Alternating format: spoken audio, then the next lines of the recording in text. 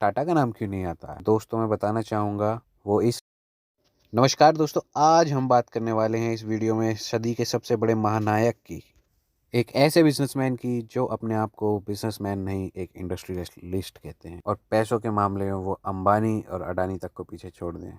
जी हाँ, हम आज बात करने वाले हैं सदी के महानायक महान रतन टाटा जी के बारे में। दोस्तों अगर पैसों के मामले में बात की जाए तो हमारे देश के सबसे अमीर आदमी शायद मुकेश अंबानी या अडानी जी होंगे। लेकिन क्या आपको ये बात मालूम है, अगर टाटा की नेट वर्थ देखी जाए तो वो उनसे भी ज़्यादा अमीर हैं।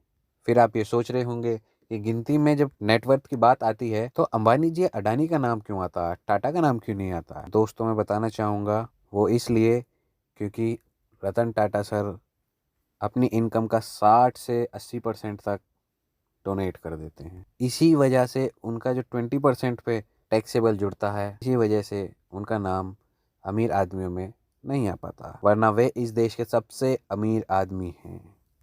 हालांकि वो अमीर भी हैं और दिल से भी अमीर हैं। तो आज हम बात करेंगे उन्हीं के बारे में। टाटा ग्रुप बहुत बड़ा है। टाटा ग्रुप में ना जाने कितनी कंपनियां हैं। Jaguar, range rover, air India सब टाटा का ही है। टाटा टी आपने खाई होगी, टाटा नमक आपने खाया होगा। तो आज हम बात करते हैं इसकी शुरुआत कहाँ से हुई।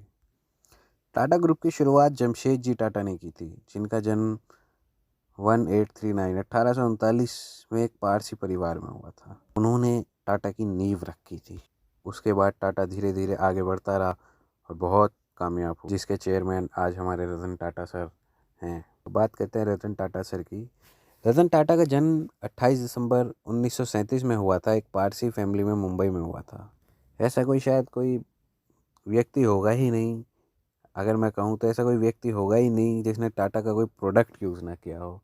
मान लीजिए कोई प्रोडक्ट यूज़ ना भी किया हो तो भी उसने नमक तो खाया होगा टाटा का। तो दोस्तों आज हम मिस्टर रतन टाटा के में बात कर रहे हैं। मैं बताना चाहूँगा माता का नाम सोनू टाटा था और पिता का नाम नवल टाटा था। रतन टाटा की एक बहुत अच्छी कुछ लाइनें हैं जिनको मैं हमेशा अपनी ज़िंदगी में रखता हूँ याद, जो सिर्फ एक लाइन नहीं है, वो पूरी ज़िंदगी का एहसास दिलाती है। बताता हूँ उनकी ये अनमोल लाइनें। उन्होंने कहा है, ज़िंदगी में उतार चढ़ाव का होना बहुत ज़रूरी है, क्योंकि ईसीजी की सीधी लाइन का मतलब डेथ होता है। बहुत ही उम्दा विचार हैं हमारे रतन टाटा जी के। तो चलिए बात करते हैं उनके जीवन की। 1937 में उनका जन्म हुआ और जब वे 10-11 साल के थे 1948 में उनके माता पिता का किसी कारणवश डाइवोर्स हो गया। इसके बाद उनकी दादी ने ये सब देखा तो उनकी दादी ने उनको पालन पोषण की जिम्मेदारी उठा ली। ना उन्होंने माँ पिता का प्यार देखा, लेकिन बस उनका पालन पोषण दादी ने ही किया। 1959 में उन्होंने अपनी आर्किटेक्ट की डिग्री प्राप्त कर ली थी और लगभग 2 साल बाद वह समय आया जब रतन टाटा ने अपने कदम बिजनेस में रखे। 1961 में पहली बार उन्होंने अपने कदम टाटा ग्रुप में जमाए। उन्होंने अपने करियर की शुरुआत टाटा स्टील से की थी। टाटा की परंपराओं के साथ उन्होंने टाटा की अलग अलग कंपनियों के साथ काम किए और काम आगे बढ़ाते गए। 1971 में उन्हें टाटा ग्रुप की जो कि एक रेडियो बनाने वाली कंपनी थी जिसका नाम नेल्को था, उसकी जिम्मेदारी उन्हें प्राप्त हुई। वह कंपनी मार्केट में अच्छा प्रदर्शन नहीं कर रही थी, इसलिए टाटा ग्रुप ने उसका नेतृत्व रतन टाटा को करने को कहा। अगले 4 साल में उन्होंने इस कंपनी को अपना इतनी मेहनत की और इतना योगदान दिया। उन्होंने अपनी मेहनत से इस कंपनी को खड़ा कर दिया बाजार में, जिससे कि कंपनी का शेयर लगभग 15% से बढ़ चुका था। कंपनी अच्छा प्रदर्शन कर रही थी, सेल्स अच्छी हो रही थी, लेकिन उन दिनों कुछ देश की आर्थिक व्यवस्था खराब होने के कारण देश में कुछ फाइनेंशियल क्राइसिस हो गए थे। उसकी आर्थिक व्यवस्था खराब होने के कारण ये कंपनी घाटे में जाने लगी और इस कंपनी को बंद करना पड़ा और यह उनकी जीवन का पहला फेलियर था जिसमें वे नाकाम हो गए। लेकिन उनकी मेहनत और परिश्रम देखते हुए टाटा ग्रुप ने डिसाइड किया कि इनको अगला चेयरमैन बनाया जाए। तो 1991 में वह पल आया, वह क्षण आया जब मिस्टर रतन टाटा को टाटा ग्रुप ने टाटा ग्रुप का चेयरमैन बनाया। उस समय टाटा ट्रक बनाती थी और ट्रक के व्यापार में टाटा अनबीटेबल थी। उसका बहुत बड़ा नाम एक कमर्शियल सेक्टर में था।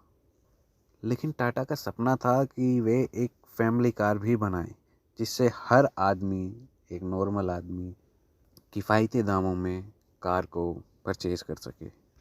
धीरे धीरे रतन टाटा ने उसकी भी नींव रख दी और 1988 में उन्होंने पहली बार इंडिका कार मार्केट में लॉन्च की, जिसको क्रिटिक्स और एनालिसिस ने बहुत बुरी तरह क्रिटिसाइज़ किया और लोगों को भी कुछ वो कार ख़ास पसंद आई नहीं।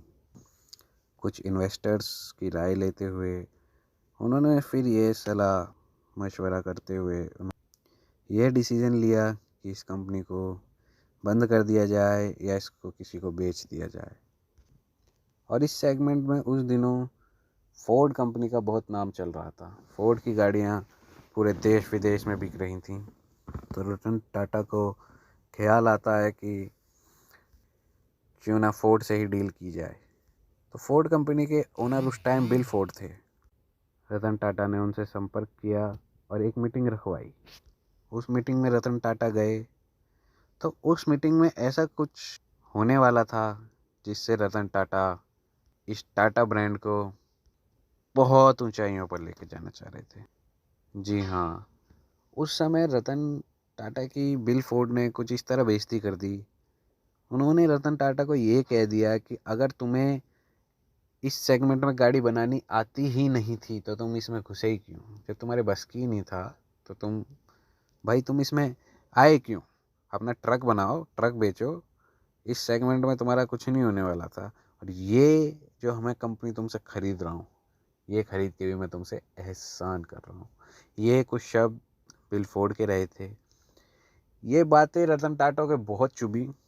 जाहिर सी बात है, किसी को अच्छा नहीं लगेगा। तो रतन टाटा ने फैसला किया कि अब मैं इस कंपनी को बेचूंगा नहीं। उन्होंने फाइल उठाई और लौटाए। उन्होंने डिसाइड किया चाहे कुछ भी हो जाए, वो हर कीमत पे इस कंपनी को कामयाबी के शिखर पर पहुंचाएंगे। और हुआ भी कुछ यही। उन्होंने अपने ज़िंदगी के कुछ वर्ष टाटा को टाटा सेक्टर में उठाने के लिए लगा दिए। उन्होंने मेहनत करी और टाटा की आने वाली जो गाड़ियाँ थीं उनमें सुधार हुआ और टाटा की मार्केट चल पड़ी। टाटा की बिल्ड क्वालिटी आज भी शायद किसी और कार से बेहतर होगी उस सेगमेंट में। आज भी टाटा की गाड़ियाँ इतनी रोडों पे चलती हैं। अगर इत्तेफाक से उस समय रतन टाटा इस टाटा ब्रांड को बेच देते तो शायद आज रतन टाटा की इस सेगमेंट में गाड़ियाँ हमें देखने को नहीं मिलती। हालांकि उन्होंने दुनिया भर में 100 से भी ज़्यादा कंपनी खरीदी हैं। आज उनका व्यापार इतना बड़ा है, इसका अनुमान लगाना बहुत मुश्किल। देश विदेशों में टाटा ने कंपनियां खरीद रखी हैं और व्यापार कर रही है।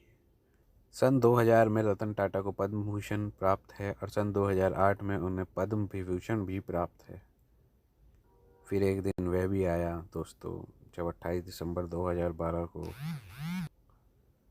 टाटा ग्रुप के नए चेयरमैन साइरस मिस्त्री को बनाया गया और रतन टाटा ने उम्र बढ़ते हुए ही उस गद्दी को छोड़ दिया।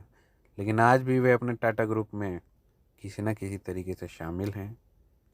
इनसे बड़ा व्यापार शायद ही कोई कर पाया हो, इनसे बड़ा व्यापारी शायद ही कोई हो। और ये अपने आप को बिजनेसमैन नहीं कहते, ये अपने आप को एक इंडस्ट्रियलिस्ट कहते हैं। तो सदी के सबसे बड़े इंडस्ट्रियलिस्ट, सबसे बड़े बिजनेसमैन हमारे रतन टाटा को हमारी ओर से सलाम। धन्यवाद दोस्तों। तो इस वीडियो को आज यहीं ख़त्म करते हैं। आपसे फिर मिलेंगे। और अगर हमारी अच्छी वीडियो लगी हो आपको तो प्लीज़ इस चैनल को सब्सक्राइब करें, वीडियो को लाइक करें और ज़्यादा से ज़्यादा दोस्तों यार शेयर कर दो यार। बहुत मेहनत लगती है यार बनाने में।